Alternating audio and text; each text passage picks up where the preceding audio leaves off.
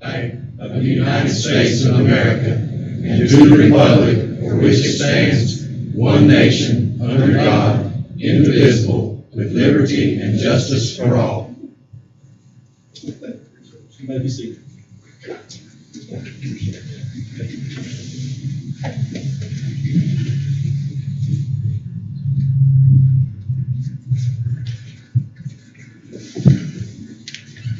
Mr. Chair, next item on the agenda is to approve the consent agenda comprised of two parts, tonight's agenda and the minutes. So Mr. Inslee, if you go ahead and open up 4B, the minutes, and scroll through those.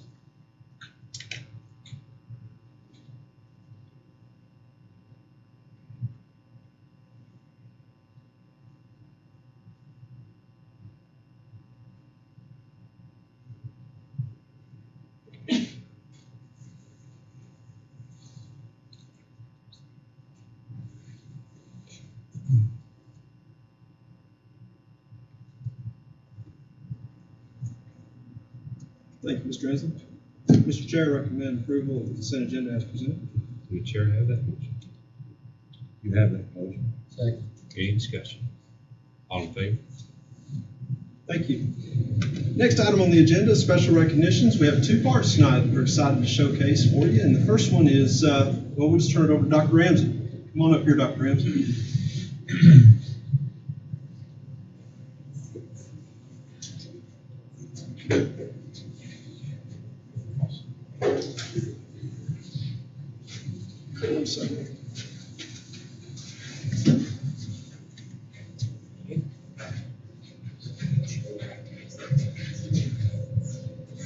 Guys, y'all come along Yeah. to the front here.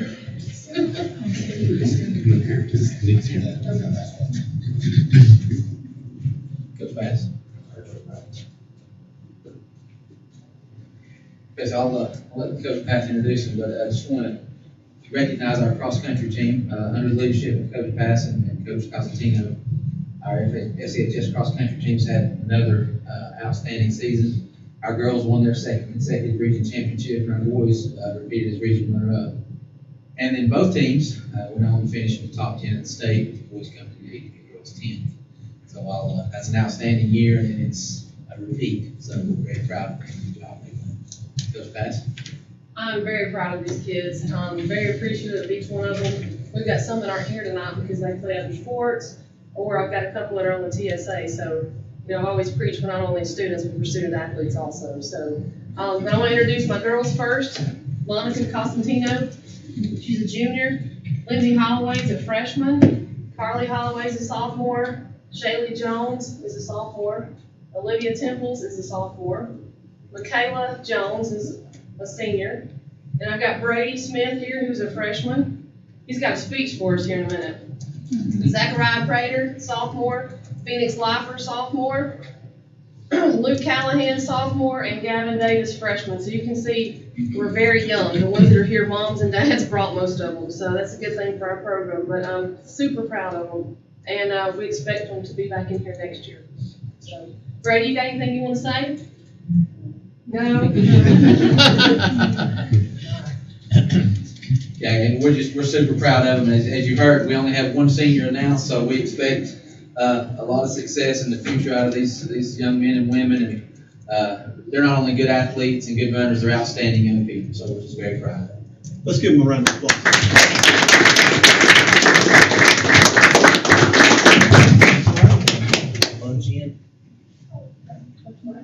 Lunch in.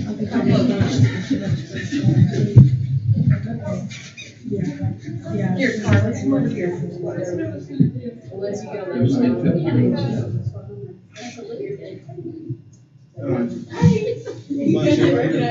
Scott, if you want to come up here? Yeah, I didn't. Can you see over there? We got it?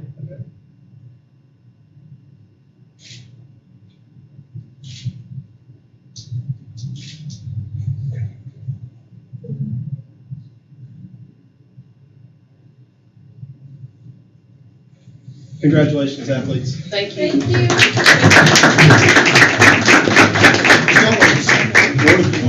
Ready, Welcome to Bowman? stay. We've got one more. Yeah. Mr. Rudy, come on up. So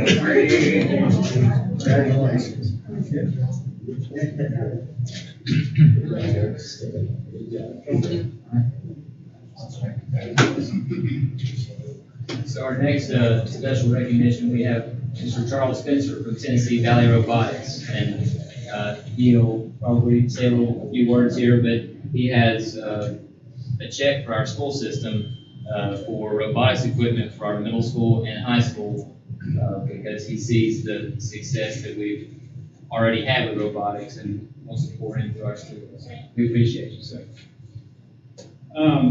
So looking back, this is the fourth year that we've supported Fannin County schools. I was looking at your mission statement, learning tomorrow today, which is really part of what robotics is all about. It's imperative that all of our students, your children, know as much technology as possible in the schools, because that's the future. Like it or not, that's where the future is. And the kids that don't get this training, these opportunities, they're going to be behind every other student in the future. So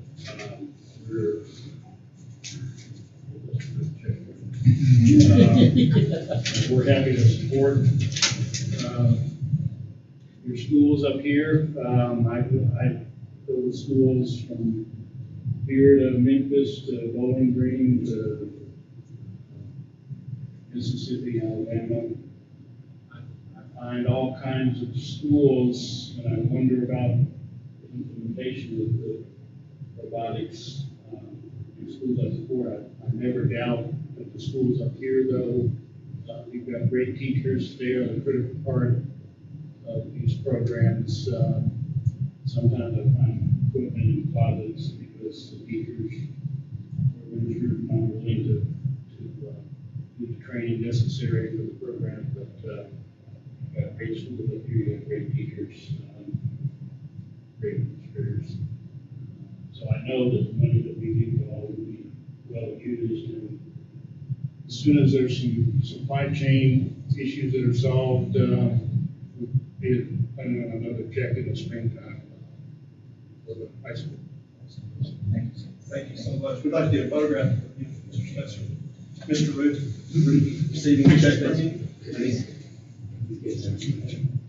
I want to ask the two trustees also. Come on, picture with this.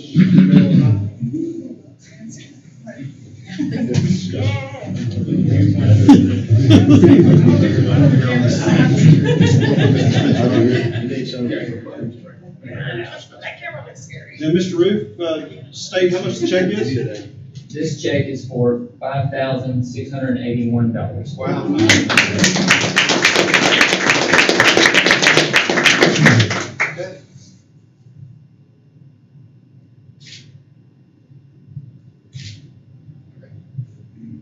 I have to get out in the parking lot.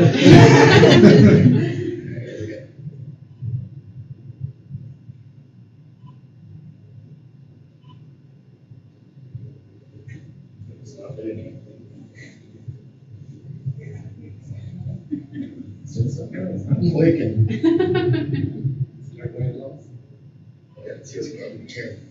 I'm not sure.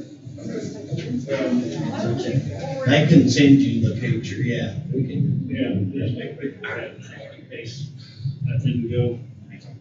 There. See how long y'all can hold the pose. Okay. Mr. Spencer, thank you so much. Oh, thank you for what you're doing with your students. And thank you for the robots. You're welcome. So I do want to mention that there's one of the PGA board members, A.D. Frazier. I don't know if any of y'all know him. He's from this area, and we're going to try and go to a couple of your schools maybe in December and see the robotics in action. Thank you. All right, you ready? You gonna do these? Yeah, we'll do these. All right, here we go. Mr. Spencer?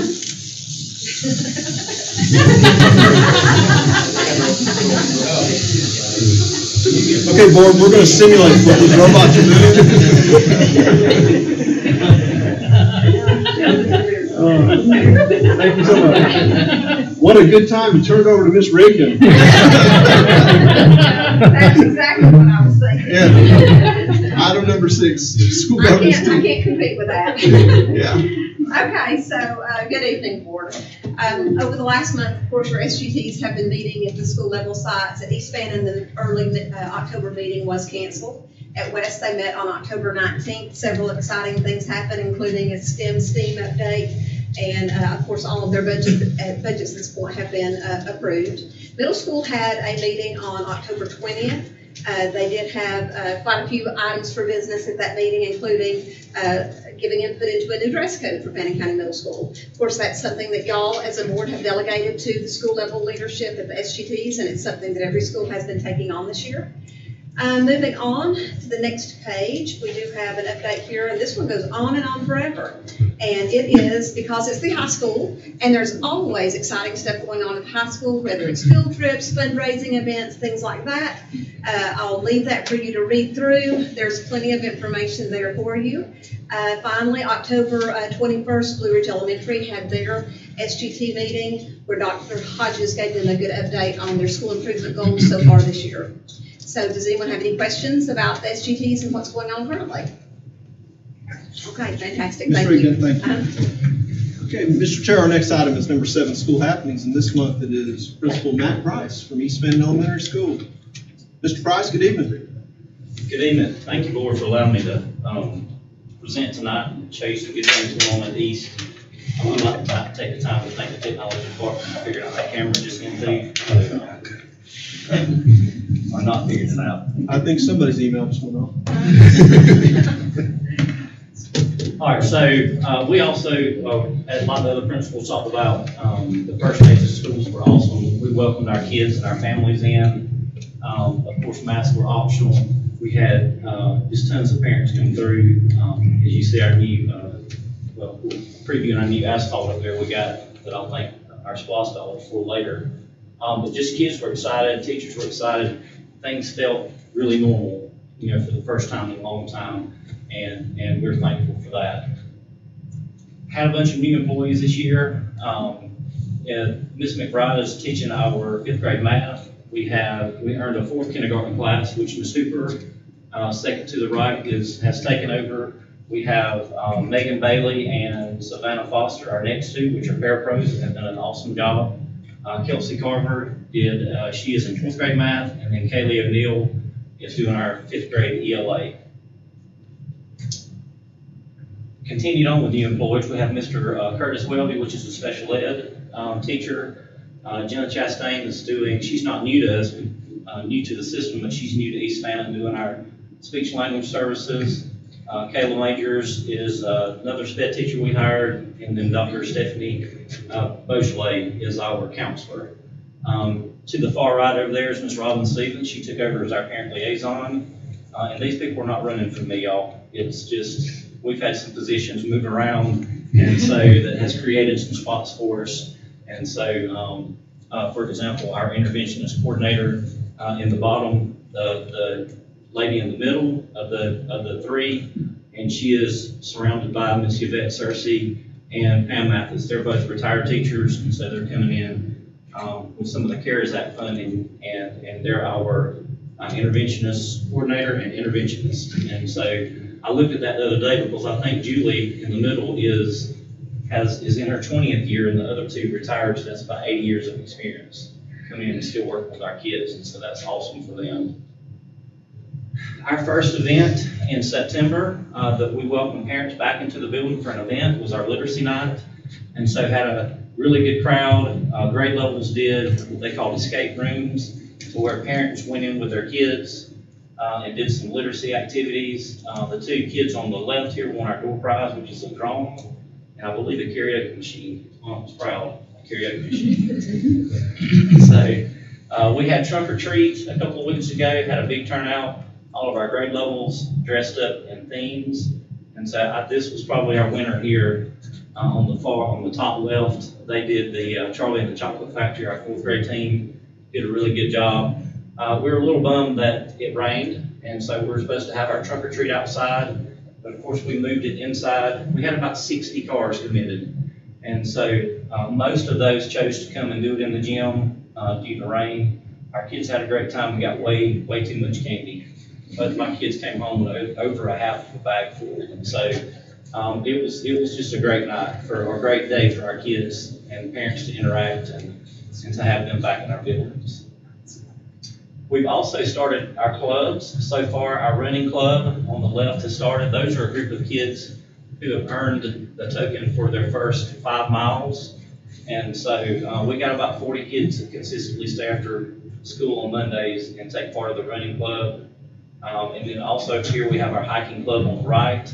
They just started meeting. They've met 3 times. And so they're learning about the safety of hiking, recognize different plants, animals, snakes, things like that. A lot of safety stuff along with the exercise part of hiking. Some STEM things we've got going on. We've got our investigative research with our 5th graders. Speaking of robotics, we will start our robotics in January. And so really want to get into the competition side of it, which we hope will still be in play next year. And so we'll start exposing our kids to that and come up with a robotic team by then to be able to compete. We completed the pollinator census back in the fall, early fall, and then our Department of Agriculture STEM project, 3rd grade is finishing that up now. And this video I'm about to show you is called stop motion video. And so kids get iPads, and then it looks kind of like a cartoon from just snapping single shots, still shots, and it ends up making like a video. So Mr. Hensley, if you'll play that, cool.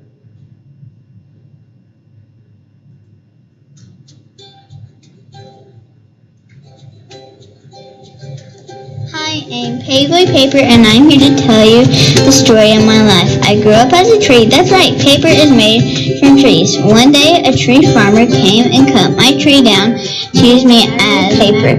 They cut me down into wood pulp so that I would be easy to mix with things like water and chemicals.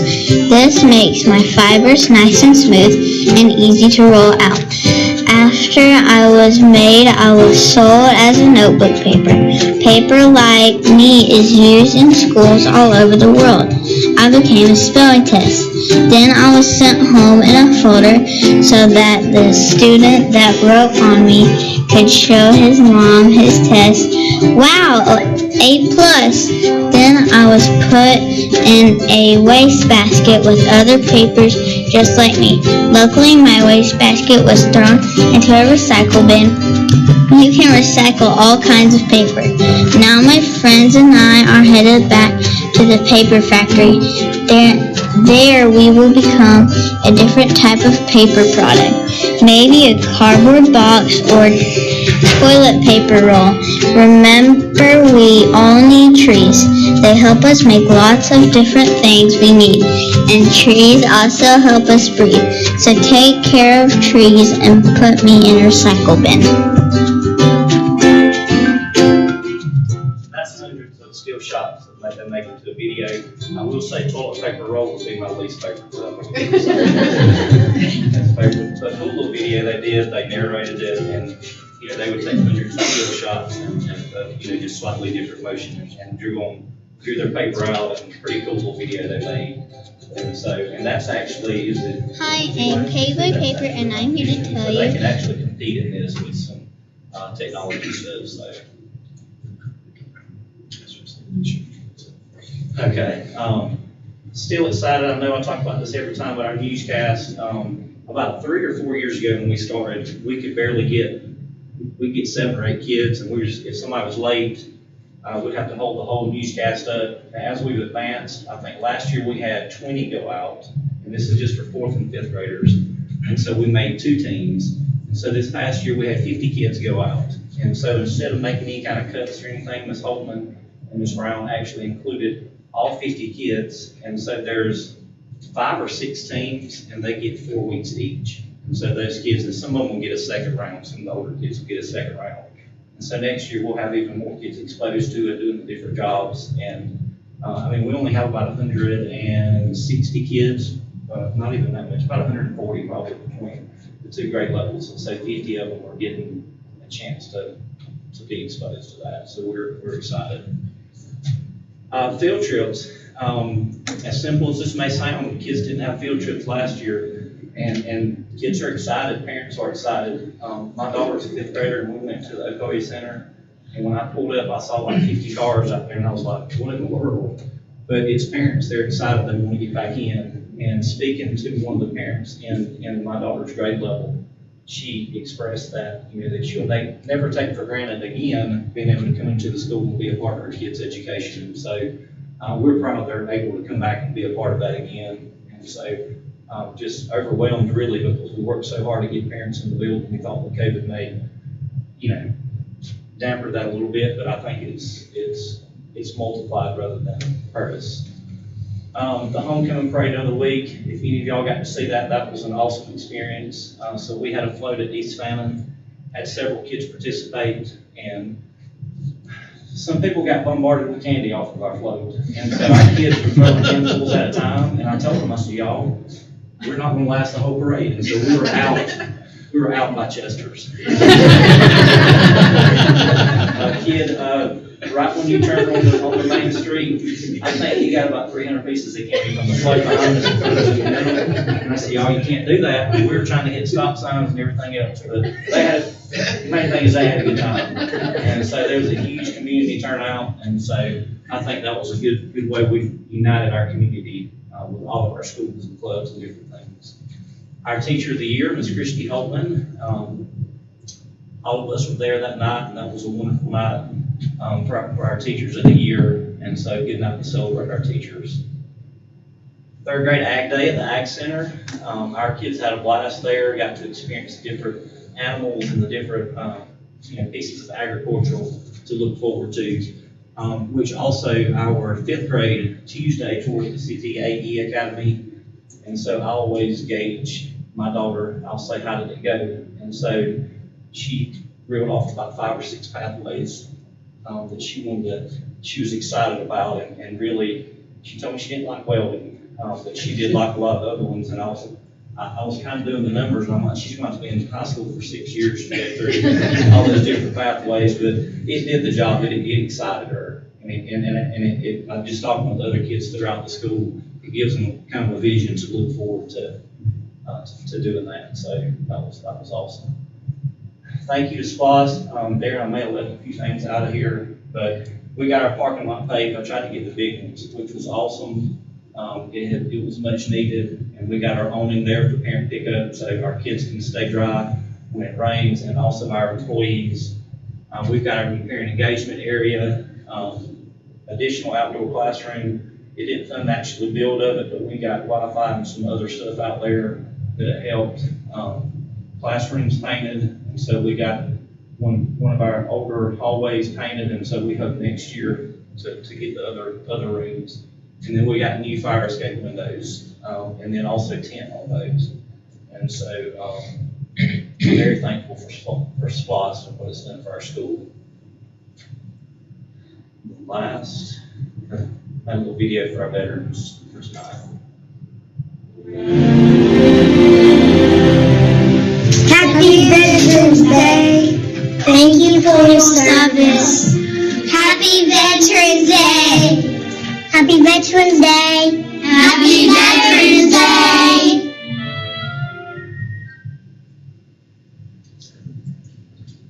Thank you all. And if y'all have any questions, I'll be glad to. Yes, sir. Having the retired teachers come back is a compliment, I think, to our system. It is. Best all around. And they are proud to be there. They're on a 90-day contract, and so they're in there about 3 days a week, and they're working with our kids in small groups, and they're enjoying themselves. To have them in intervention is a double wonder. It is. Wonderful, I should say. Yeah. They're very good resources for us in our schools. Any other? Thank you all. Mr. Price, thank you. Thank you. Board, our next item is Mr. Foster's going to give us an update about Here Comes the Bus. Good evening, Mr. Foster. Good evening. Good evening, Board. Happy Veterans Day. Thank you who have served. Certainly appreciate that. Give me the controls to drive here. That's right. As you're familiar, we've been working on this program for some time now, and We've got some excellent feedback and excellent results from it. We've partnered, of course, with the App Garden, which is a routing software, and Synovia, which is part of the GPS and the Here Comes the Bus app. The way this thing works, the App Garden provides us with routing and field trip software that includes stop information, maps, student information that feeds out of our Infinite Campus software. App Garden, they provide our field trip software for a total routing solution. Synovia is one, they're one of the world's largest providers of GPS and mobile data solutions. They provide our GPS, mobile data terminal, scanners for the buses. Synovia software also features Here Comes the Bus app, student ridership, comparative analysis, time and attendance. It's a very robust software. It has many features that improve efficiency as well as peace of mind being able to locate any bus in the fleet at any time. But to begin with, we had to have the routing solution in place before we could turn anything on. And the way that works, it's a very large scale process and can be very lengthy. Most systems takes 2 to 3 years to establish a routing solution just because of the amount of data that has to be put in it. We required additional personnel to be on the bus to achieve this. We relied on parapros, sub-drivers, other members to get this accomplished by actually marking each stop as the bus stops. So that's fed back in. It's a very time-consuming task. Once they're marked, each child had to be identified and then transferred over into the software. So it's a lot of manual steps that have to be done to make this thing work to its optimum efficiency. Synovia, they pull all the information over from the App Garden, and it's a team effort. They all work together to make this happen. I just want to show you this. As you know, we had FFA students attend the national convention in Indianapolis. Well, what you're seeing here is that's the bus they drove to Indianapolis on the left there on the map, and there it is on the right here. This is a satellite view of it parked at Lucas Oil Stadium. So we could track that bus all the way from right here in Blue Ridge, Georgia, the entire trip. So if there was a problem or something happened along the way, we could pinpoint it right down and get help to them immediately. So it's a very impressive piece to be able to know where our equipment is at any time, day or night. And that's a snapshot actually off the app on my cell phone. The computer picture looks a little different, but that kind of gives you the gist of it there. The SROs have this on their phones, so they're capable of seeing this as well. In the event we have an incident, they can immediately find where the bus is located. Have a question, Mr. Police? Does this work where you don't have phone service? Yes, sir. It works directly off of the satellites, not off cell service. So it's not dependent on cell service. It's directly off the satellites. A few weeks ago, central office personnel were given a student ID to monitor to test the effectiveness of the Here Comes the Bus app and the alerts. I can tell you most everybody's deleted it already because they were getting so many alerts, but this is kind of what it looks like on your phone when it comes up and the bus is entering a zone. It says that the bus 2021-2 has entered the stop area and will be at your house momentarily. And this is here where it says that is it entered or exited? I can't even read let me look at this one. Exited the stop radius. So if the bus goes through that stop radius, when it leaves that radius that the parent has set up, and they also have the ability to get a notification. And this is what a successful pickup looks like. When you see the green dot there, it's actually an octagonal stop sign, but it turns green to let you know that the bus actually stopped there. So it's up and working well. We've had a few minor glitches, which is to be expected. We've rolled it out several routes and sent home the parents' information to sign up, and feedback's been extremely pleasing by the parents. They seem to like it. So from this point on, we're going to do a social media rollout onto the county website and provide it to the district so that everybody will be able to see it. So it's really impressive. It's done well for us. Can a new bus driver efficiently work with this? Can he go? Is it possible for him to go past In other words, take kids too far down the line. Well, what actually happens is the bus driver really doesn't have much interaction with the here comes the bus side of it. But there is a tablet on there that gives drive-by directions. So at each stop, it will notify the driver the stops ahead and will give them information talking direct back and forth to the driver. So for years, it's been a sore spot with the state. They weren't really crazy about it, putting technology on school buses. Obviously a big concern because we're transporting children and we want our drivers focused on the road. But through the channels, it become evident that this is much safer than a driver picking up a piece of paper, holding it on the steering wheel with a flashlight in their hand, trying to find a route. So this is a much better way of doing things. And as a matter of fact, because we've kind of led the way in this in our area, one of the counties to our south has now purchased it. They signed the contract last week. And I have a meeting on Tuesday with someone out of our RESA district who is interested and is probably going to sign up as well. So we've kind of pioneered this, and there's a lot of talk about it. So I think that it'll be another feather in our cap. That, we went ahead and did this ahead of everybody, and it's working the way it should. And I do know that the county to the south of us came and they brought their one of their administrators as well as the transportation director and sat down with us, spent some time analyzing and looking at what we had going on in the program, and they were very impressed, and they signed the contract last week, so which is good news. We've got a couple of upcoming events. We've got state school bus inspections where the state comes up and checks us out. That's going to be next week, starting on the 17th. And we'll conclude on that Friday, which I believe is the 19th. And we have some auctions that will be running on Gov Deals. Actually, they're already posted to our website, but they're going to start on the 17th on Gov Deals. And we have training with fire and EMA on the bus that y'all allowed us to let them use for training purposes. That's coming up, and I found out today that's actually going to be Saturday. If anyone would like to come and witness how that looks. They're going to get started in the classroom at the fire station about 9, I think, and then they're going to go to the road department down there in the lower gravel lot, and we'll have the bus actually turned over there, and that's where they'll do the training. Probably start around noon, so it'll be something exciting to see. And that's all I have for you this evening. I do have the letter. I'll show you the letter. Yeah, let's put that parent letter up for information. Going back to Mr. DeWeese's, when I GPS something, mine talks to me. Yes. Kind of take it if that's what it does. Right. Does it say in 400 foot you'll make a stop? Yes, sir. That's the way it works. It says in 400 feet you'll make a stop.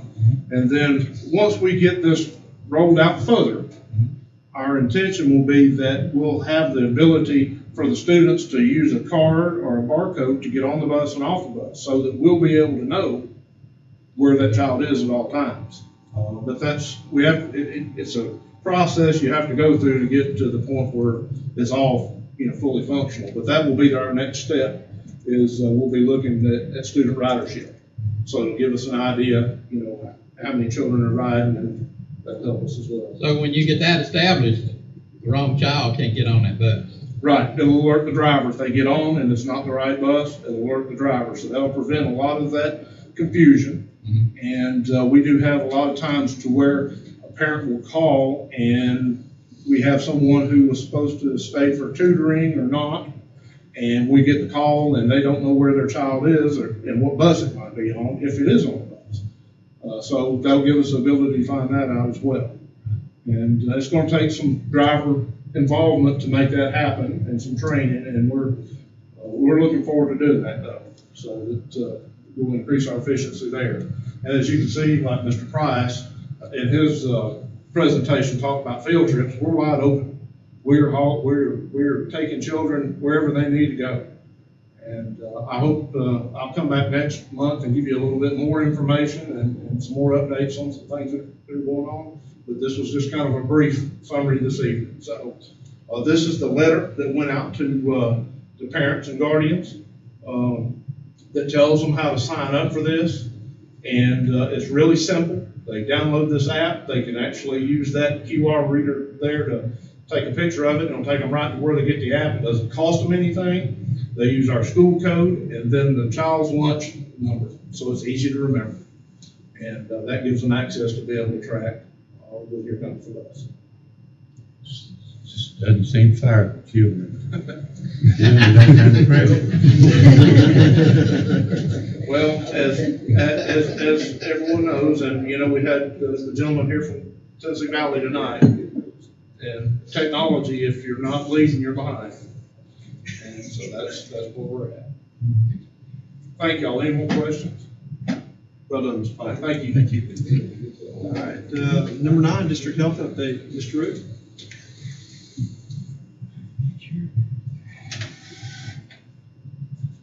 Mr. Bryce, I'm pretty sure that video, the stop motion video that Thoroughbred made is cooler than anything I've ever created in my entire life. So I feel like I'm a failure. That's pretty amazing. Well, you can do next month's district health update.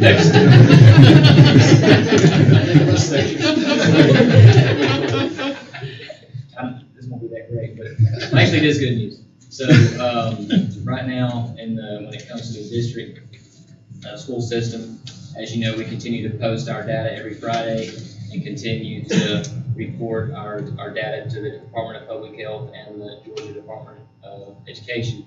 And right now, our numbers continue to stay low. Confirmed cases continue to stay low. We're very blessed for that.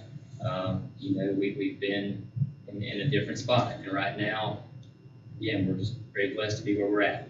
When it comes to the Fannin County, the data, you know, you look at that. Ms. Transley hit one of those up there, so we can look at that. You know, you look at that 7-day average. We're down to 3 cases.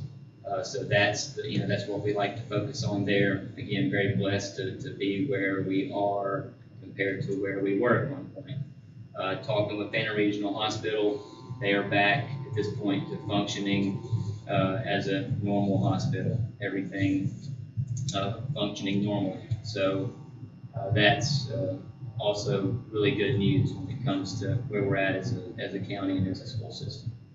So that's it. Any questions? Any questions? So thankful for that report. Absolutely. Thank you.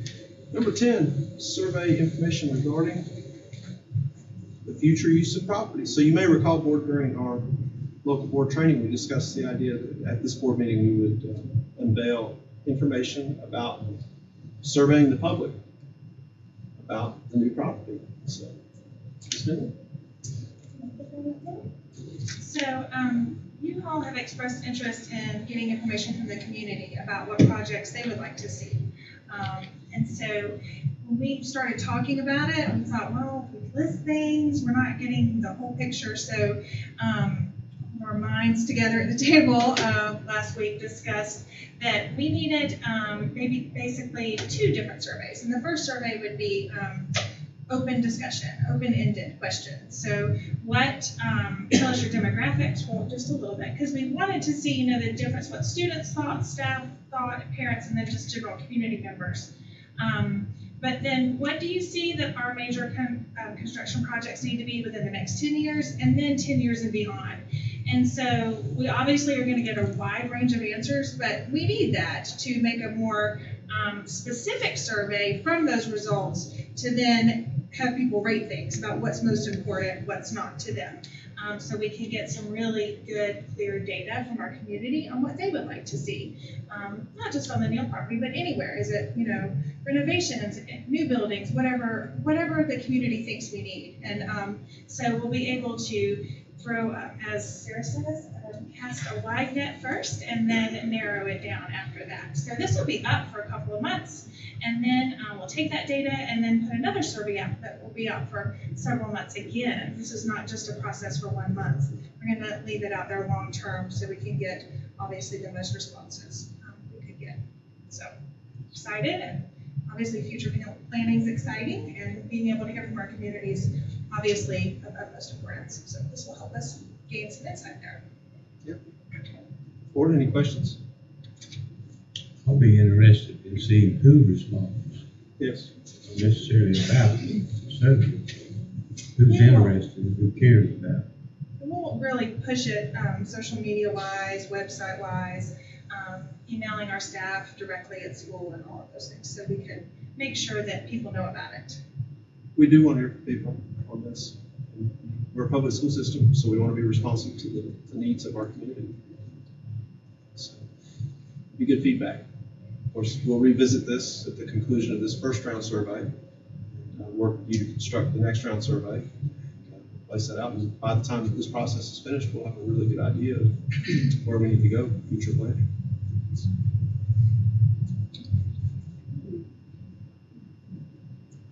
Heather, thank you. Mr. Ansley, number 11.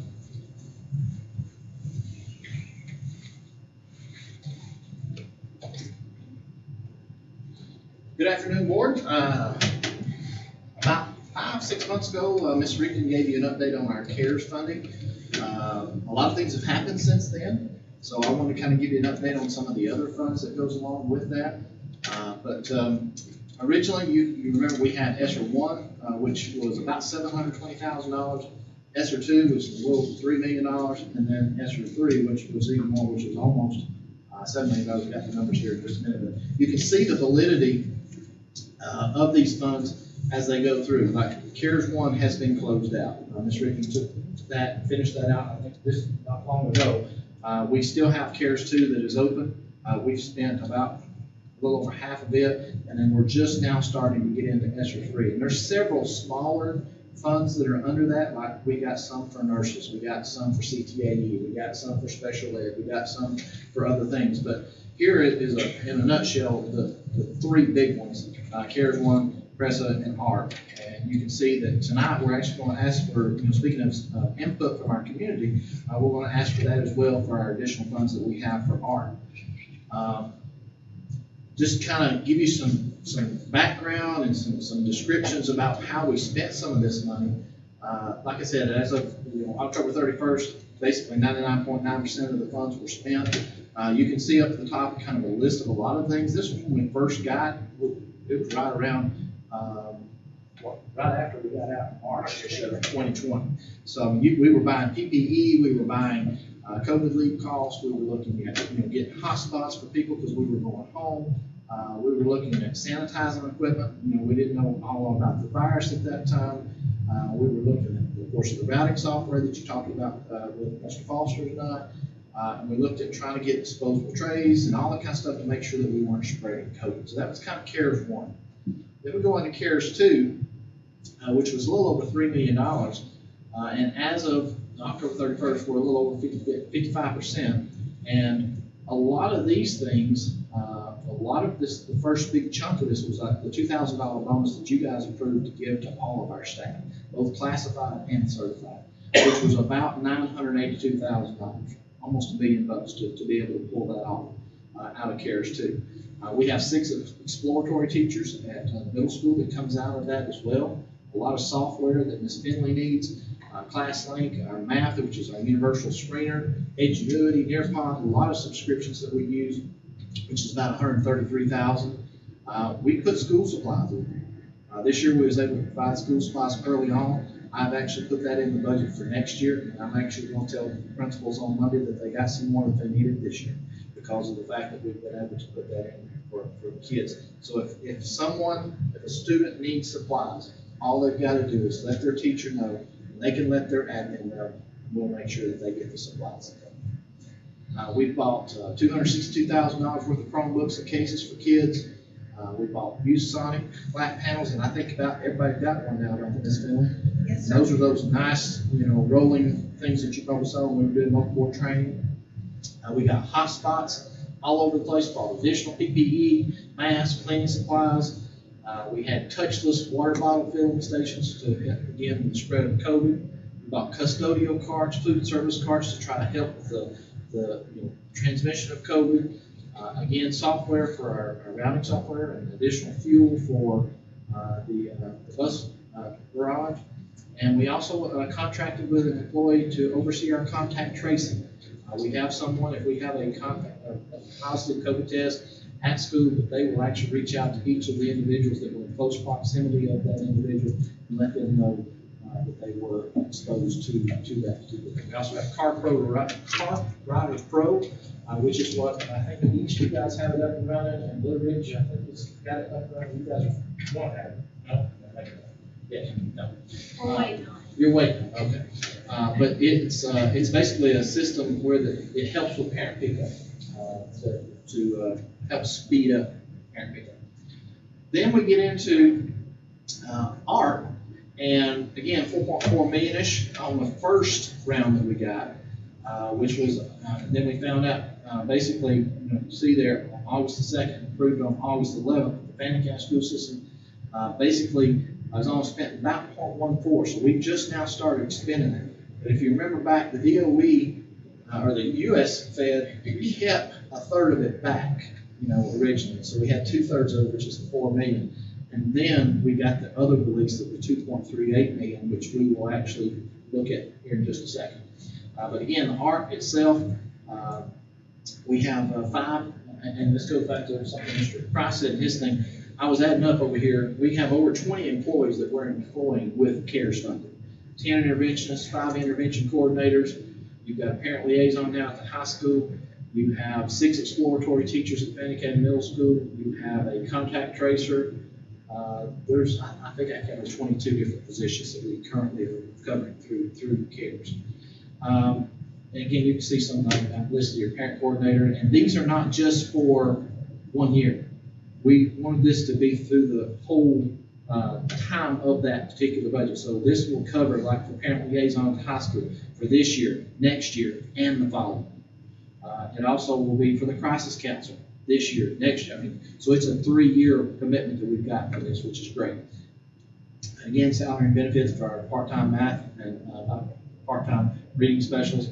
We want to do some HVAC, which is approved to be allowable expenditure at the high school, which is $775,000. We've also got the middle school, which we're going to do HVAC at there, which is a little over $1 million. And also we're going to do Windows at West, which actually we'll see a little bit later on tonight, I think, that we've got in here for. So this is where we get to now. We're at $2.38 million that we now have released to us that we have to spend. So we're asking for the community input.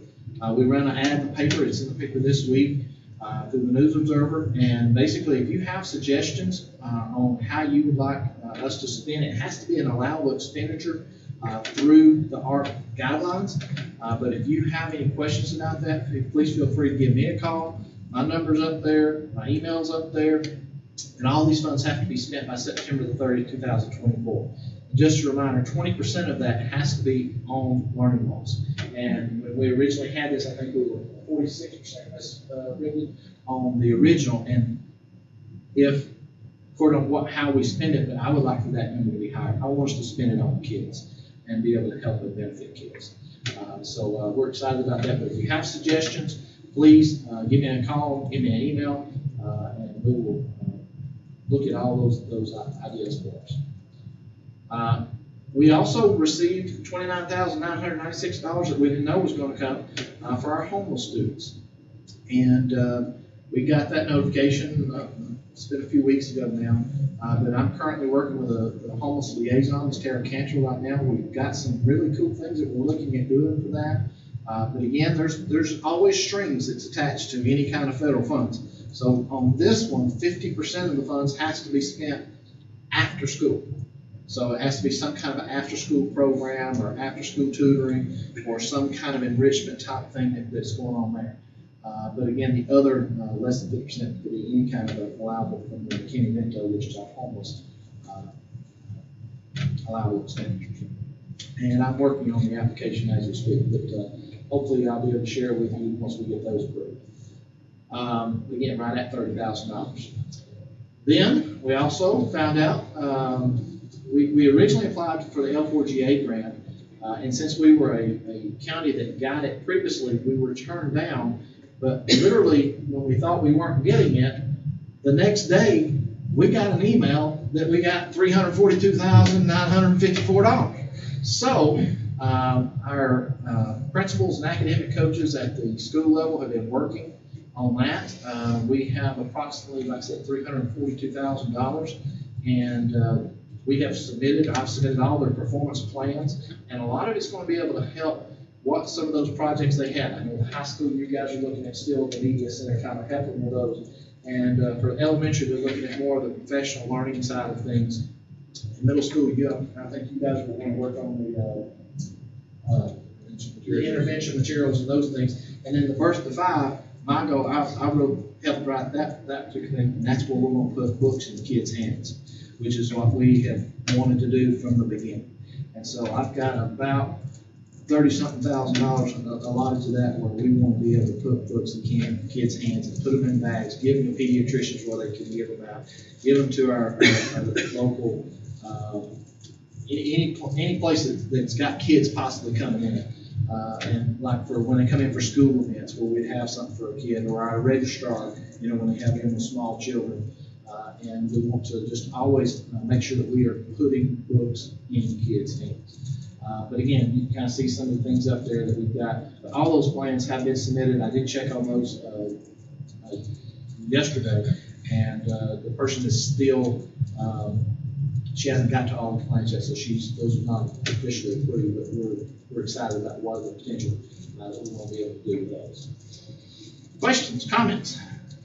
Yes, sir. These funds are all federal funds driven by the COVID circumstances. Well, most of them are. The L4GA is a little bit. If bit. we hadn't had the virus, none of these would be available. All the CARES funding would not be available. That is correct. And it's about $11 million-ish. And that covers when you got children who have problems, intervention? Yes, sir. That's part of that. That's why we're using that to pay for 10 interventionists, 5 intervention coordinators, also a parent liaison at the high school, 6 exploratory teachers that you guys saw out at the middle school at our board retreat. So we believe in people. You can buy stuff, but we've got stuff. And there's times that you need to replenish, but people make a difference. Relationships make a difference. And so that's what we want to do, is we want to invest in our kids. That'll be, when it's time to do the budget, that'll be some awesome help that it's provided. Correct, and it already has. It has. It's helped tremendously. Any other questions? This is a very comprehensive review, and it brought back a lot of memories. Trying to figure out that very first one seems like a million years ago in some ways, but then you see these timelines and you realize how recently we were dealing with that. And it was just kind of a strong reminder of just how much this team of directors and principals has accomplished in the middle of a pandemic. Really very little guidance and been able to accomplish and accomplish it in best use for kids. And just to me, it's an amazing reminder of this team, directors and principals. And so I'm going to give a shout out to all of you, because everybody in this room's had a hand in that, as well as this board right here. It's pretty incredible. These funds don't have attachments to them. Well, they do. They have a lot of strings. There's things that can qualify and cannot, and that's part of the challenge. Is best use of funds. It's certainly not an unfunded mandate. No, we're going to utilize these funds. And we're going to, like I said, there may be strings attached, but we're going to make sure that they're used for the right purposes for the kids. So, it's a lot of money.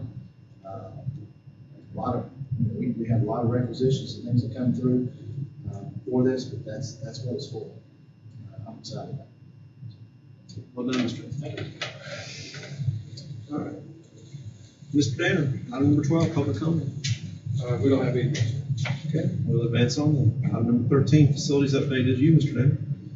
Thank you, sir. As Robert's getting out the board, Matt, did I hear you right? High school was the best 6 years of your life?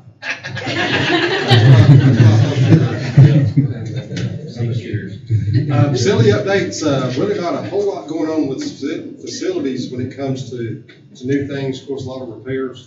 Done a little quick math there real quick. Since July the 1st, maintenance department has recorded 898 work orders. That's 94 work days, that's 9.5 per day.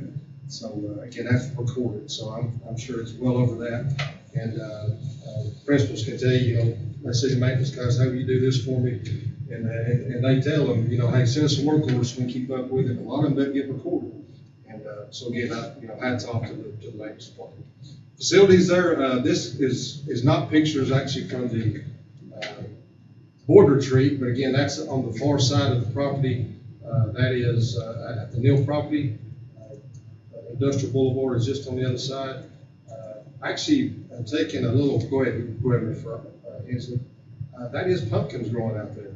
I went to try to find out where that creek or the springhead started, and I was walking back and I seen something orange, and sure enough, got some wild pumpkins over there. Well, that would surely catch your attention. Orange would, yeah, that's right. And again, y'all have seen the board retreat. Within 3 days, our property manager that was approved, he had the road fixed, he started doing the fence, had cattle over there. The last I've talked to him 2 weeks ago, he got 70 head of cattle over there. So he's already bush hogged the areas, he's sectioned it off. I think we done a good choice in choosing our property. Go ahead, Mr. Next 14, construction update. Again, these pictures are so out of date. They're a good journal though of this. Oh, absolutely. And it's nice to go back and recollect where we were at different points. That's going to be the entrance and exit for the buses. Go ahead, Mr. Inslee, as you just scroll, I'll just talk about it. Where that piece of machinery is, that's going to be the fueling station. That's going to be the driving pad. That's actually about one third of the driver's pad. What are you going to call it? And training pad? Yes, sir. Training pad. Training pad.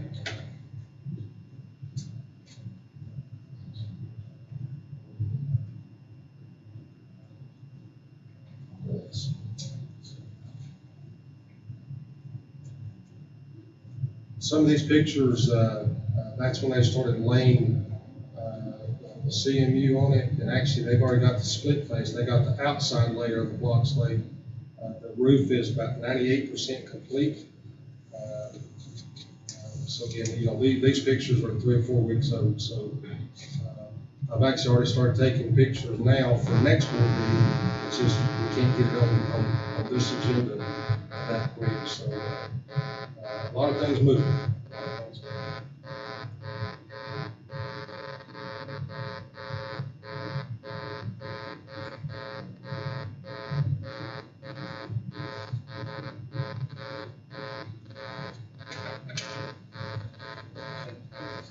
Yeah, just keep running.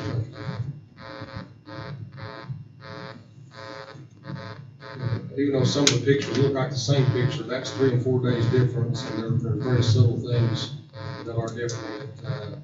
That's getting, I think those were 2 weeks ago. They actually started laying, I meant to call you today, Denver, they started laying your interior walls out today, not only the block, but actually the road splits.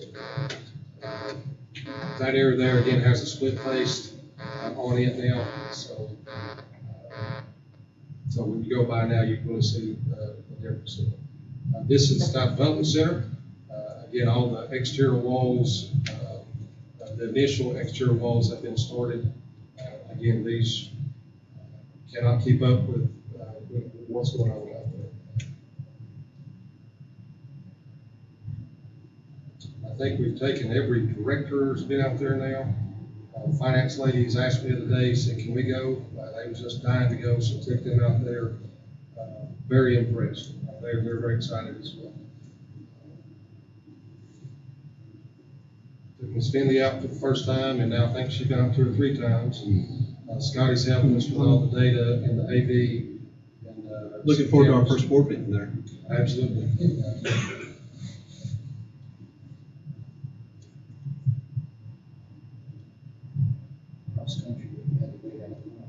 Right, we'd add a little more room. Yeah, we wouldn't have to go borrow chairs every board meeting. When you hear the original figure of the cost, it seems astronomical until you start watching the day-by-day what you're getting. What you're getting, how much time, how much labor, work, machinery, et cetera, goes into it. Very true. And everything, so far has, it's actually been very smooth. And, so far, I said so far. A little bit of dirt moving, to be done. I actually talked to Superintendent, Tanner this week. We've got a little null area, over by the fueling station. So again, I'll give you more update on that next month. That's a scaled version of what the exterior of that building is going to be. And of course, this is not to scale. So you have rock on the bottom, the brick in the middle, and the stucco next to top. So that is the close. And we're basically dried in at this point. Almost. Okay. So the work that we're going to complete, this is timely that we're at this point as we approach winter. We can continue work. Yeah, they are getting ready to do majority of work inside from this point forward, which will be coming, what you'll see the next couple of things there, such as going up front of 15, if you want to think about 14.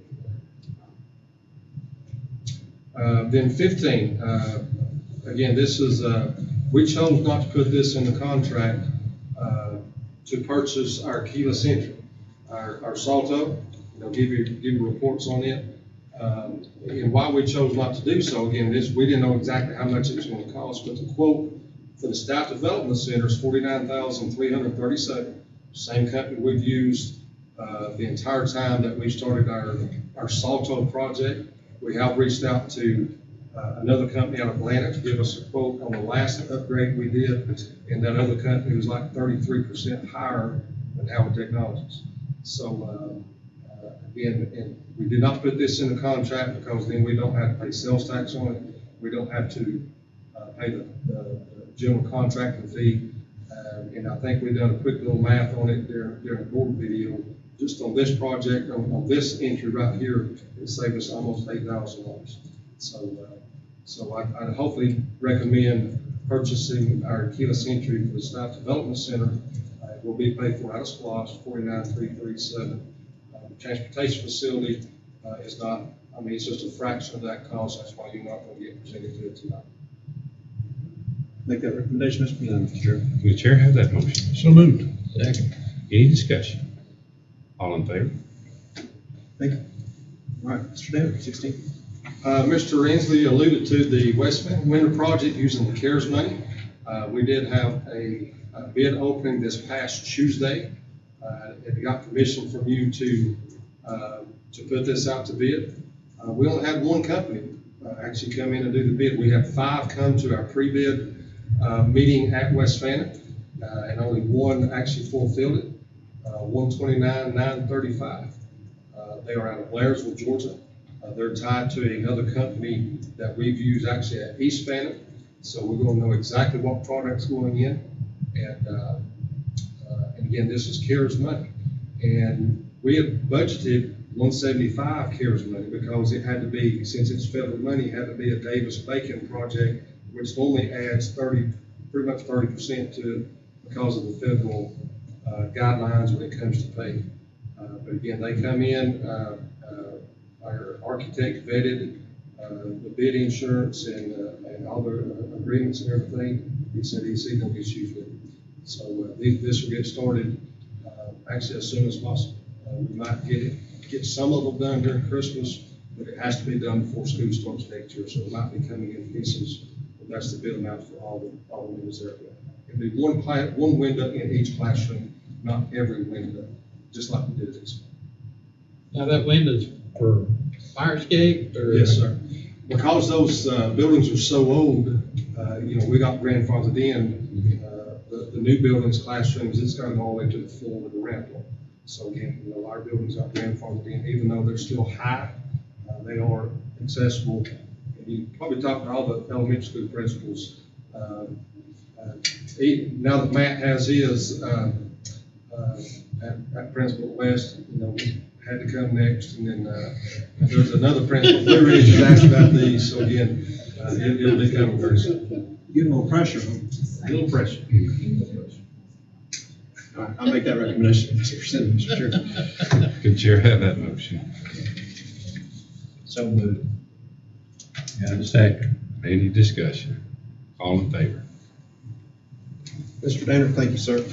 Trying to keep you out of trouble. So West Fannin comes next. Yeah, that's what you just put down. All right. We were second or third. We weren't third. I asked for several years. Cut the tension. Is it- Let's get out the robots. All right, Ms. Finley, the floor is yours. Tell us what your request is. As you can see, we are super busy and getting ready to fill out the staff development center and the transportation facility. And as Mr. Danner mentioned a minute ago, we've got to get connectivity in there for our computers and internet and data centers and all of that. And so this will be for our switches to be placed in there. And so the staff development center switches will cost $35,000, and the transportation facilities will be about $25,000. And we think that we have NDSI, who we've done business with, can give us these switches by the end of December. If not, then we'll have to wait 6 months. So such is the supply chain. But we believe that they have some put back for us, and that's where it helps to have a good relationship with a vendor that can help you out. So I respectfully request that you approve these so we can get it connected.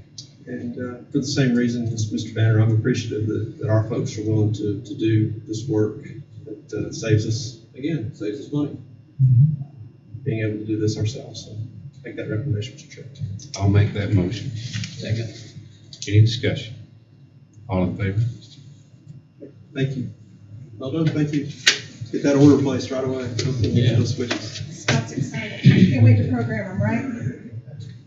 All right, Mr. Root, good evening. Good evening again, board. First off, from last month, thank you again for approving the purchase of the new plasma cutter for the welding department and construction and engineering. That will allow Mr. Flowers to complete all of his standards for the classroom right away. Again, he's very thankful for that. This month, we have here to approve some salvaging of some CTA equipment. So in compliance with admin reg, DORI, CTA department respectfully requests that the following equipment be declared as salvage. These items have surpassed their intended usage and life expectancies. These items are unsafe, not functional, and no longer in service. And so we have an air compressor and extremely old plasma cutter that, again, we would ask to be approved as salvage. All right. For the reasons stated, I make that recommendation as presented. Can the chair have that motion? So moved. Second. Any discussion? All in favor? Okay, thank you. Thank you. Thank you, board. Ms. Wynn? Good evening, board. We have our financial statements, which are 25% complete for the fiscal year for September 30th, 2021. Our local sources of our revenue is at 8.36% complete versus 6.97% last year. Our total revenues are at 14.62 versus 14.03 last year. Our total expenditures are at 22.87 versus 22.34 last year. And we have encumbrances of $11,695.51 in our general fund. And then we can scroll through to the next, which is our capital projects. What we've had for 3 months of expenditures and revenue and our budget. And then we have the next is our special revenue. And that's all of our federal funds, pre-K, those funds. And then next we will have our school nutrition. That presents our financial statements. Thank you. Again, I appreciate March for September. Right, your comprehensive approach to this and the improvements that you make to this reporting process. Make that recommendation to approve as presented, Mr. Chair. Can the chair have that motion? So moved. Second. Any discussion? All in favor? Thank you. Ms. Wynn, tell us about SPOS this month. SPOS, we have our SPOS update. We received $761,786.97 in October for our September. We have collected in 6 months over $4.5 million. And we had 14% growth in that month from the previous. So we are very blessed. It's incredible, y'all.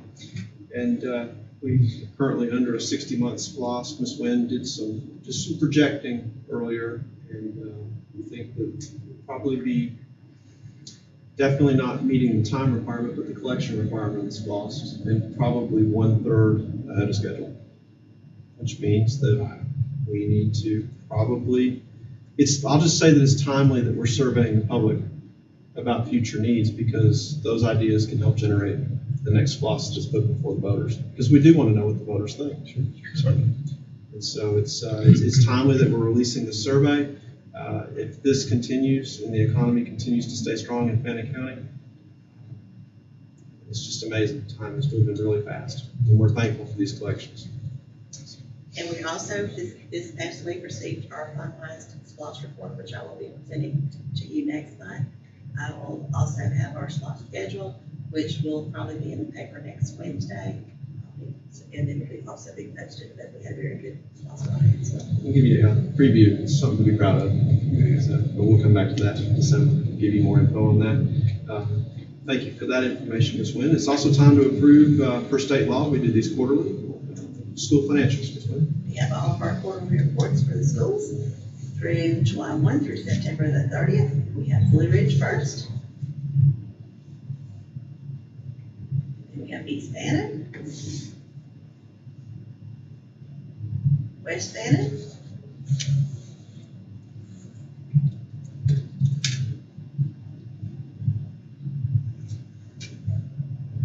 Fannin Middle School,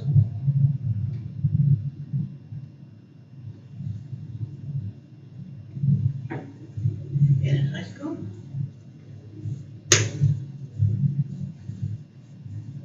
and we'll have our CTA.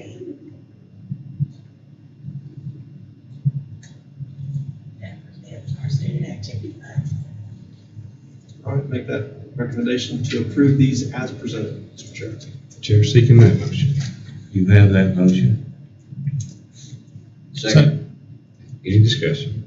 All those in favor? Thank you. All right, thank you, Ms. Wynn. Mr. Chair, I recommend executive session for personnel, student information, and real estate. Chair seeks a motion to go into executive session. So moved. Second. All in favor? Thank you.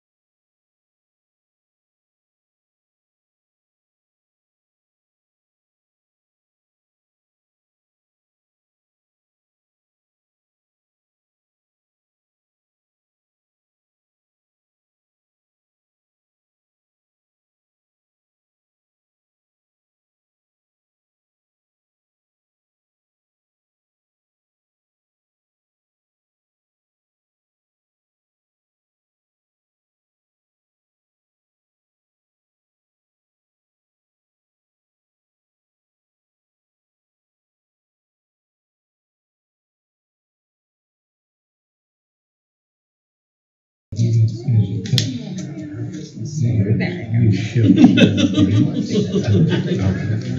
know. Showed you up, dude. While in executive session, no action was taken, so at this time I'll entertain a motion to come out of executive session. So moved. Second. All in favor? Turn the floor back over to you, sir. Thank you, sir. All right, item number 23, approve the table revisions to board policy JBCB. Deputy Superintendent Sarah Regan will take the floor. Well, before we do that, I forgot, sorry. Oh. I'm supposed to approve some minutes here from our last executive session, if we can do that first. Yes, sir, go ahead. Need to approve the minutes from our October 14th, 2021. If we could do that at this time, I'd seek a motion for that. So moved. You have the second. All in favor? Sorry, continue. All right, thank you. 23, Sarah. Okay, good evening, board.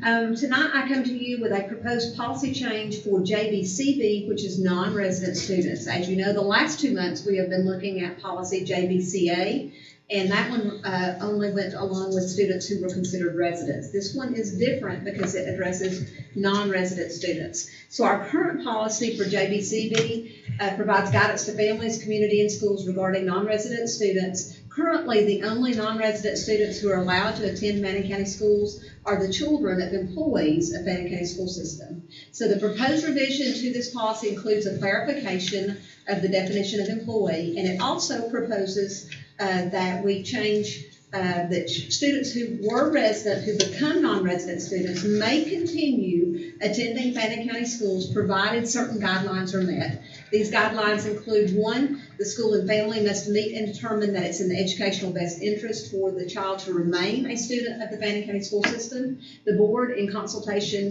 or the superintendent in consultation with the school board, shall have the final approval.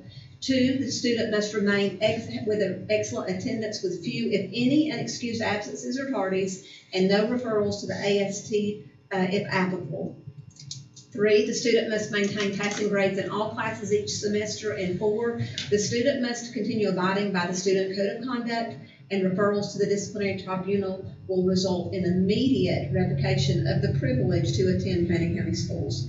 So in addition to meeting the guidelines above, the family would also have to agree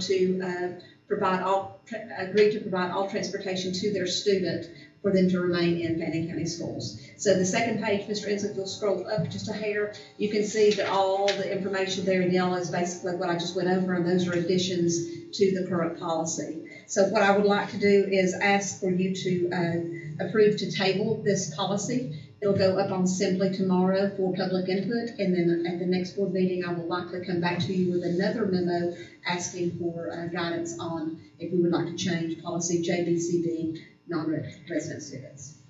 Thank you. Any questions? Okay. All right, board. Mr. Chair, make that recommendation to table as presented. Okay, Mr. Chair, I have a motion to table policy JBCB. Second. Third.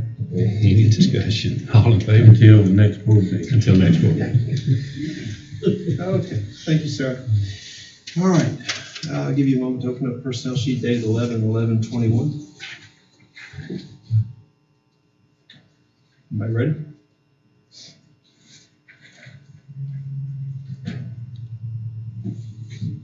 Sir?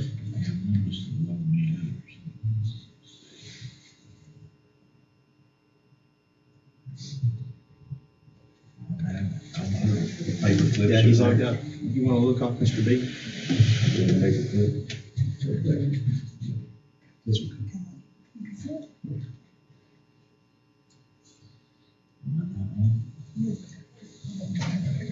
Here you go. Work back at it. Okay. All right. Resignations. Deborah Thomas, Nutrition Department, effective 11/5/21. Make that recommendation. Mr. Chair. Chair, have that motion. So moved. Second. All in favor? Resignation of Tammy Thomas, counselor at Fannin County Middle School, effective date 1/1/22. I'll make that motion. Summers. Tammy Summers, yes. I'll make that motion. You'd have to second. All in favor? What did I say? Wow, I'm sorry. Yeah. Sorry. And, sorry, Tammy. Tammy Summers. Yeah, thank you. I don't even know where that came from. But, We didn't vote it on. All right, where have I been? Yeah. All right, recommendations, pending completion of paperwork and background check. Alejandro Mills, teacher, effective date 11/12/21. Make that recommendation, Mr. Chair. Chair has that motion. So moved. Second. All in favor? All right, I guess it came from the last name of the name above. That's right. And in the name below, and I'm at a certain age now that I'm in this weird place because I can sort of see it like this, I can sort of see it like that. I guess I got to get it figured out. I'm sorry. We'll go back a little further and see if that helps.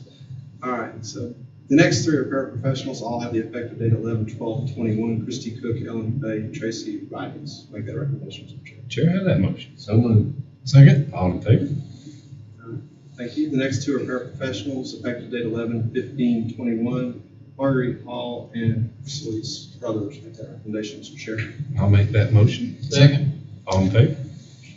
Okay. The next one is custodian, Tommy Gibbs, effective date 11/15/21. Make that recommendation, Mr. Chair. Chair has that motion. Make that motion. Second. All in favor? The next one is Kimberly Greenway, school nutrition, effective date 11/15/21. Make that recommendation, Mr. Chair. Chair has that motion. So moved. Second. All in favor? Next one is Miranda Stewart, secretary receptionist, effective date 11/29/21. Make that recommendation, Mr. Chair. Chair has that motion. So moved.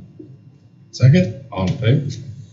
All right. The next are substitute teachers, all pending completion of paperwork, background check, and training. We'll take these together. Rita Chapman, Joshua Ross, and Allison Teams. Make that recommendation, Mr. Chair. Chair has that motion. So moved. Second. All in favor? Next three are substitute nutrition, again, pending completion of paperwork, background check, and training. Vicky Garland, Lynette Hall, Allison Teams. Make that recommendation, Mr. Chair. Chair has that motion. So moved. Second. All in favor? And recommendation of substitute transportation, pending completion of paperwork, background check, and training. Mark Morrison. Make that recommendation, Mr. Chair. I'll make that motion. Second. All in favor? Okay, the next recommendation is substitute clerical, pending completion of paperwork, background check, and training. Charles Yanis. Make that recommendation, Mr. Chair. Chair has that motion. So moved. That motion. Second. All in favor? All right, man. Except for my little hiccup. Got through. Okay, thank you and y'all for catching that too. All right, the next item, number 25, is to approve to postpone our December 2021. So we're not changing our schedule, we're just postponing the meeting by 1 week. And so the recommendation will be to change from the regularly scheduled December 9th, 2021 to 1 week later, Thursday, December 16th, 2021 at 6 p.m. here. Okay, so make that recommendation to postpone, Mr. Chair. Should Chair have that motion? So moved. You have a second? All in favor? Okay, thank you. So, public be advised, the Board of Education meeting will be postponed 1 week to December 16th, 2021 at 6 p.m. here at the Board of Education office. So, thank you. Help us out with that if you would. We appreciate it. And Heather, if we get that our normal communications out that way too. So, thank you. Number 26 is superintendent comments. And again, today is Veterans Day, and I want to give a special shout out to our 3 veterans that serve on the board. Thank you for your work. Today with the pledge, but then also your service to the United States of America. And I'm going to give a shout out to this man sitting right here next to me. Mike Cole was the guest speaker today at Fannin County High School, and he did an absolutely incredible job speaking. So let's just give all of our veterans a round of applause. And another special thanks goes to our schools for their work, their incredible work to honor veterans. The North Georgia Honor Guard, Commander Bill Stodgel, is leading this effort at the schools and doing just a fantastic job. And we've had 3 of the programs so far. The parade at the middle school was started because of COVID, and they continued that this year. What a success that was. Blue Ridge had a beautiful program yesterday morning as well. And then today, the high school, looking forward to West and East tomorrow. Those programs. So I just want the principals, I want to thank you for that. Appreciate all of your work and what you do to make that happen. Congratulations to our student athletes that were here tonight, as well as our FCHS football is in postseason tomorrow. They're region winners. So Region champs again. yeah, so tomorrow. Tell us a little bit about that. Who they playing? They'll play Greenland tomorrow night, 7:30 at home. Won't be televised by us, but Bremen will be able to televise it through NFHS. Okay. And that's just some kind of commercial agreement? GHSA. That they have. So. Okay, well, we hope to see plenty of people out supporting our team. So that's great. We want to thank Mr. Spencer for his donation and his support. Thank all of our presentations, our regular presentations, our routine presentations are phenomenal. If you think about the amount of information that's given, it's quality information. Darren, Lucas, Susan, Sarah, thank you for that. Then we have special presentations tonight. Matt, is Matt still here? There he is. Yeah, good job, Matt. Well, he's got a long way to go, you know. Yeah, you did a great job, Matt. Denver, thank you. Robert, excellent job on yours. And Heather, thank you for your work on that. So, we recently had local board training, and this new property, newly acquired property back here, and this board, just want to give them a huge shout out for all the thought that's going into this, the fact that we want to survey the community, that we listen to the community. It's very respectful, and that's, again, just thankful to have that back there. But I want to thank you, and I want to commend Sarah for the planning of it, and really it was the Darren Danner show, most of it, and he did a good job taking us out there and just making all those arrangements for that thing to just be super smooth from start to finish that day. And the last part of the day, of course, out at the middle school, Mark did a great job showing us things in the spring at the last local board that you have brought to life by this time. It's amazing. So it's good. You've got a good team out there.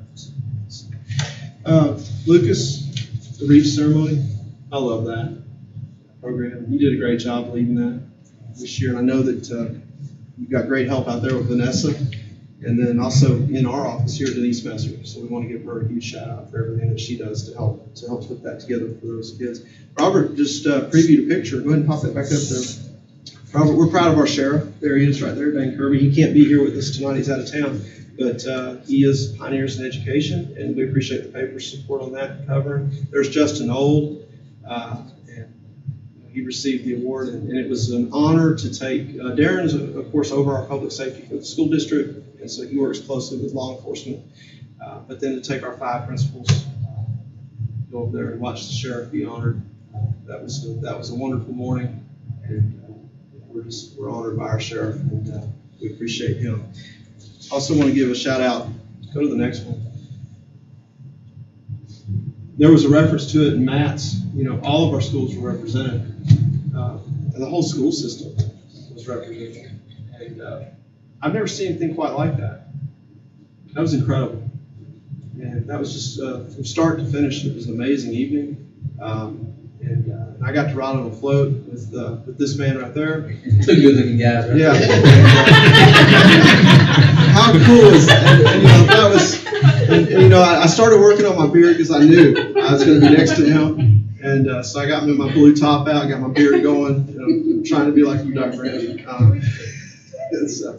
But that was, to ride at that spot on the trailer in front of those kids and to turn around and just to see them, to hear the band behind us, and just to see the looks on the people that were watching the parade go by, and the people dodging East Fannin's candy throwing. But it was a great night. And so, Dr. Ramsey, I remember when you called, and I know you talked to a lot of people, and you covered all your bases and logistics and everything. And I remember when you were talking this idea, and it's really neat to come up with something and watch it come to reality, and that involved the whole community.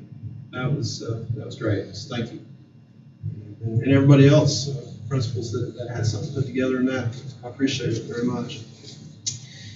And Thanksgiving week has started at the schools today at the middle school. I think for sure Thanksgiving lunch, and the rest of them are coming in days coming up. And I'm just thankful that we're back in person, that we're able to have things with the community coming back in. Matt drove that home in his presentation, and it's been evident at the 3 Veterans Day events that I saw, so far that the folks are just glad to be back. And I heard reference to, not going to take things for granted like we used to. And I think that's important. I think that's a lot of what this time of year is all about. I want to give a special shout out to Martha back here, because nationally, and we talked a little bit, I know that this came from other counties as well, but nationally, there's some serious supply chain issues that are taking effect in this country right now. And that type of thing the effects can be far-reaching and more than just, I can't find this or that. And it can be inconvenient, but it can also, ultimately, it can be national security, and Martha has learned that, and it's actually, there were conversations not that long ago about can we have Thanksgiving and bring people into our schools because of COVID. And we work through that, but then we turn around and we realize that nationally there's things going on that we can't get supplies. And this lady right here has done an incredible job securing the supplies necessary to be able to go back to what we had a couple of years ago with parents and families doing this. I want to say thank you. And to do that as a new director, it's a great job. I'm proud of you. And then also keep me straight here, too, doing this. So thank you. Going back to what I said a second ago, Thanksgiving is a time to reflect upon the things that in life that we're thankful for. And I want to take a moment to express how thankful I am for this board. How thankful I am for all of you, for our leadership, this school system, and Fannin County. We have a wonderful, caring community, excellent schools, wonderful students and staff members, and I'm thankful for all of that. Mr. Chairman. Volunteer. First of all, I'd like to say thank everybody for coming out, especially our principals. It excited me when I saw the young men and women come in across the country team. I can remember back when we didn't have anything like this. I think when I went to school, we had football and basketball, and that's it. And I didn't fit neither one of them. So anyhow, I had to work. But anyhow, it excites me to see young children be that. In robotics, I don't know how they make that little thing do that.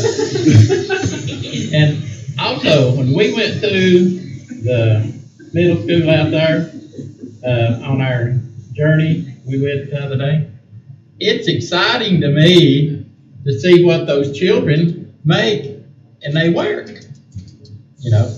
I can't do that, but they can. I can't make my cell phone work. My grandchildren, But anyhow, Mr. Price, presentation, great.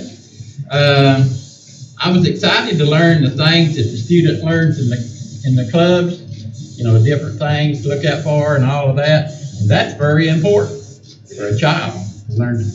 And the video, I don't know how you pull that off, but that was excellent. I only do it by an 8-year-old, so. Leave it up to a child, they can do it. And the newscast, like we've said before, there's people that can go from here to Channel 2 in Atlanta and work there after they get off the news and stuff like that. Here comes a bus, Denver. I really like that. And I think everybody else is going to like that too. I'm excited that we get the supplies for the children. The parents don't have to buy it, they can get that. I'm excited that we have something for our homeless students. I've been on this board for 19 years, and I think about 5 years ago, I actually found out what a homeless child was. It's somebody that don't have a home, necessarily. It's somebody living with somebody else, too. And anyhow, that helped me a lot. Mr. Ramsey, I work for the city, and I've heard a lot of good that came out of the homecoming parade. Back in high school, we used to have pep rallies. I don't know what they have now, but anyhow, I'm encourage you to have another one, anyhow. And the least I'm most excited about is welding. Wonder why I'd be excited about welding. I don't know. Anyhow, I was at Interstate Welding the other day, and Frank, who runs the place, said, Bobby, what do you think about the welding place up there at Fannin? I said, it's fantastic, man, it's fantastic. And it is. For those children go and compete with who they competed with, we got a good teacher, is all I can tell you. Thank you for being here tonight. I'm done. Who's next? Anybody? Wait. From a wise man, ditto.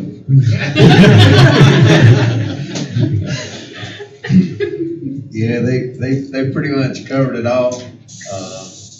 We just have some really outstanding people, teachers, students. Can't believe the football team, how they're just showing out. We got cross country showing out, welding showing out. Had to say Miss Rhonda Matthews showing out at a dinner the other night. You know, got all those kids from the ag department out there working. Just really unbelievable at times when you walk around to see the magnitude of how far we mashed the pedal. We're accelerating, and that's pretty awesome. So I agree with all this is said, and that's my little bit. Love you guys. Mr. Deweese? Not me next. Can't follow those. Okay, go ahead and I'll be last. All right, I'll let you be last. I won't restate everything that Dr. Broughton said. I'll just simply agree with it.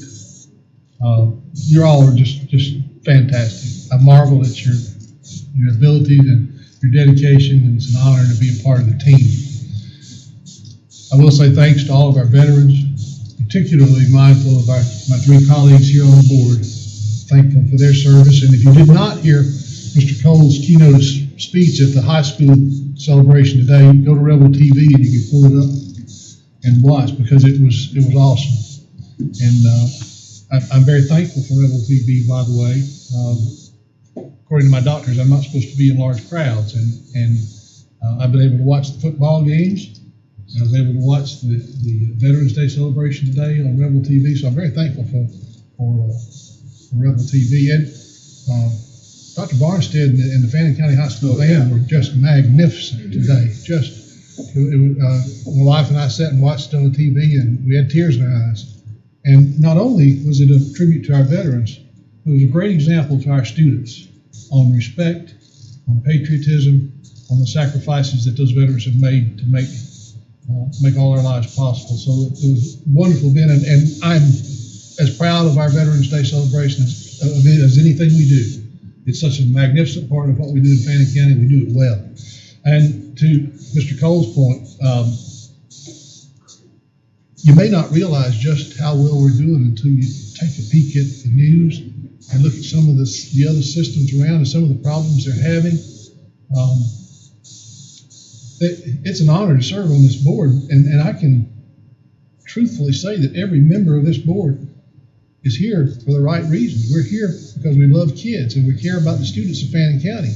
There are no political agendas.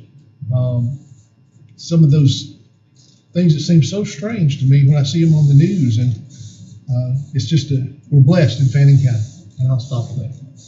Thank you. So you want to be last, right? Yes. Okay. I'm trying to. No, I'll say thank you to each and every one of you that come out, and I agree totally with what everybody has said.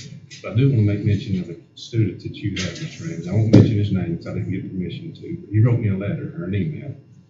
And very well written email, some concerns, nothing with the school or anything like that, but just something he'd like to see changed. And I appreciate Dr. Glotney and Martha both writing him back too and responding to him. But we're doing something good up there. He came out of your government class and with some very good questions, some very good solutions.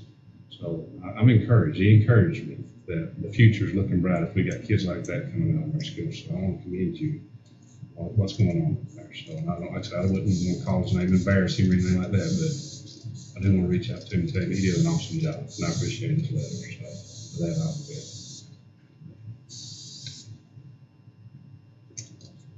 Will not dampen this beautiful spirit. I'll tell y'all that I agree with everything that's been said, each board member.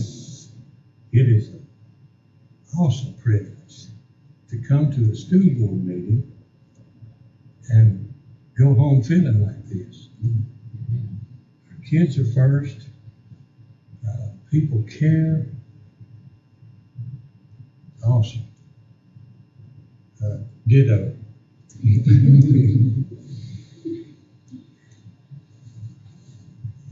Okay. I forgot to mention something. I'm glad you mentioned it, but I got to go to a band concert the other night. Wow, that's all I got to say. I even responded to Dr. Gluttony that was amazing. So Dr. Barnstead is doing an amazing job with those kids. That was really something to watch, especially for the veterans. I was moved. So normally it takes a lot to move me, but with that moved me, and I appreciate it. That was very good. So with that, I'll say a motion to adjourn. I'll move. All in favor? Thank y'all again. Lewis, have a good night. Mr. Bradman, have a good